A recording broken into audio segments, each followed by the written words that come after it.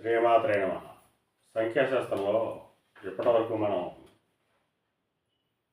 1 నుంచి 9 సంఖ్యల వరకు వారి యొక్క ఫలితాల గురించి మనం తెలుసుకుందాం. ఈరోజు నుంచి జంట సంఖ్యల్లో జన్మించినటువంటి వారి యొక్క విషయాల గురించి మనం తెలుసుకుందాం. అందులో 10 వచ్చినటువంటి వాడి యొక్క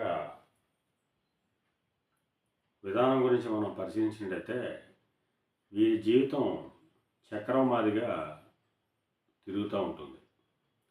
అంటే చక్రం మాదిరిగా అంటే జీవితంలో ఎక్కువగా ఆటుపోట్లు వచ్చేటువంటి అవకాశం ఉంటుంది. ఆర్థికంగా ఉన్నత స్థితికి చేరుకుంటూ మరలా మామూలు స్థితికి చేరుకుంటూ ఉంటారు. వీరి స్వభావం కూడా అదే విధంగా ఉంటుంది. జీవితంలో కూడా తరచూ మార్పులు చోటు చేసుకునేటువంటి అవకాశం ఉంటుంది.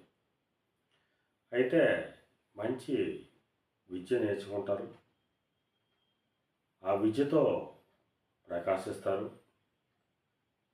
సగటు జీవితానికన్నా ఉన్నతమైనటువంటి స్థానం వీళ్ళకి ఏర్పడుతుంది. సమాజంలో మంచి గుర్తింపు లభిస్తుంది.